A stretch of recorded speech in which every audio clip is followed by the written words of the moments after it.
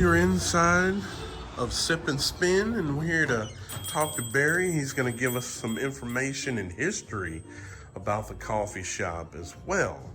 Wonderful. So, how are you doing today? I'm doing okay, CJ. Thank you for coming. I appreciate it. So, what are you going to teach us today? Well, a whole bunch of stuff. Okay. This is my home. I love Muhlenberg County.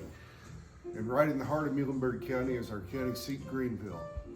And just a few feet off of the county seat here, this is Sip&Spin. This is the old undertaking facility. It was founded by the Roark family. We call it the Roark legacy. We actually have at least 3 generations of Roarks that operated here. The first one being J.L. Roark. He operated the first ever documented undertaking facility in Muhlenberg County. From our rolls in 1879, he built an undertaking facility right about the size of this surrounded area of the coffee barn. An undertaking being the job that the person does that takes care of the deceased person to relieve the burden from the family. So that would be the undertaking. In front of the shop would have been a drugstore and toward the street, and then the other part of the shop was the barber shop operated by the town barber. His name was Green Baxter Stewart. This place operated quite successfully until 1890. It burned. The Roarks continued their operation until 1893 when J.L. passed away in April, and his son took over the responsibility. He sent out requests for bids and had this place built in 1893. By early 1894, it was up and operating. The premier undertaking shop in Muhlenberg County, called the J.L. Roark Estate. One of my favorite features is to share this flag. It means a lot to us for so many reasons. We love this flag. This particular flag is the coffin flag for Earl Frank Wilden. He was the first soldier from Muhlenberg County, attended Central City High School, and was killed in the D-Day invasion. The first Muhlenberg County killed in that great battle.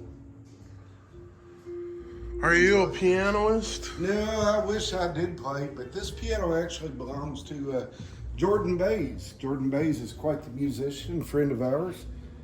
It's a beautiful instrument, and you can find Jordan and other local pianists come here to play. It's got a beautiful sound. Our community is such a great place, and Jordan just seems to have a spare grand piano sitting around, and he says, why don't we put it at Sip and Spin so that everybody can enjoy it. All right. Here while we're warming ourselves, I always take great pride in this old mantelpiece. If you're up on the square by our courthouse, you'll see a statue, a monument for Ephraim McLean Brink.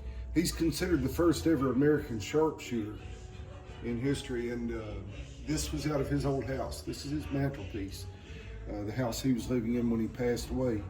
And sitting slightly to its left, you'll see this Victrola, a beautiful old piece here. This belonged to Orion Roark. This is his personal Victrola. He sold Victrolas and sold a lot of Victrolas and sold 78 records to play on those. But this one is actually inscribed inside with the Roark logo, and it's his personal player. Very, very blessed to have that here. You can see our map here. It shows where some of our visitors come from. We take a lot of pride in this. People mark the map. They put in a push pin. You can see we've had people from all walks of life, states. We've got, every now and again, you'll see some pushed over here at the edge. We have people that have been here from Japan and places in Europe as well. We love to have people sign our guest book, and I'm hoping that you'll sign it as well if I'll you be have not signing already. I'll be signing it. This book has a lot of great memories in it already. Currently on display, we rotate our history pieces here. These are some of our local railroad memorabilia. Over in Central City, there was a crossing of 2 railroads, north, south, east, and west. One we knew as children is the Illinois Central, that's the east-west, and the north-south would have been part of the L&N railroad system. Some of the shirt designs that he boasts here are the two to the left are original advertising pieces. Mr. Roark actually operated the Record newspaper, started here in October 1899 and ran for 20-30 years. This is a caricature of Mr. Roark. You can see he's driving his 1919 motorized hearse. It's a caricature made by Ben Duval, my son, who operates this place, he and his wife Jenny. But Roark boasted having over 200 caskets and coffins in storage upstairs.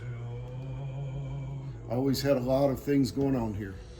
Uh-oh, you hear that? There was coffins upstairs. Coffins. We went from coffins to coffee. Very proud of this. Still selling Victrolas. Notice the name on the record players. Yeah. We keep a wide selection of records in stock. Music memorabilia, he tries to keep some of that.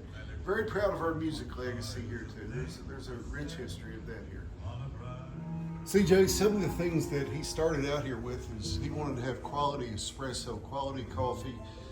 He uses the milk product. It's actually a roasting process that goes through Island, Kentucky. A friend of his actually has a nice business over there. And it's a very good bean that he uses for all his drinks. As far as his food, it's all baked locally using original recipes, using old-time recipes. It's nothing, it's all made from scratch. Very good stuff. Cold drinks, some of the things that he has here, of course, you've got the regulars like smoothies and things, but he's got some of the things he serves cold. And as far as sodas and things, it's all going to be Kentucky made. Specialty drinks, you'll see the names of his drinks are all named after songs or items related to our local music heritage. And then sometime later, he actually started offering cocktails. So on Thursdays, Fridays, and Saturdays after 5 o'clock, you can actually come in and order a Prohibition era type drink made with quality bourbons and gins. Really good stuff. So very proud of the products here, and I promise you'll find something you'll like, including the beers that he has here, all Kentucky products. So that being said, what do you have today, CJ? What are you going to have? We are going to try the 16-ton.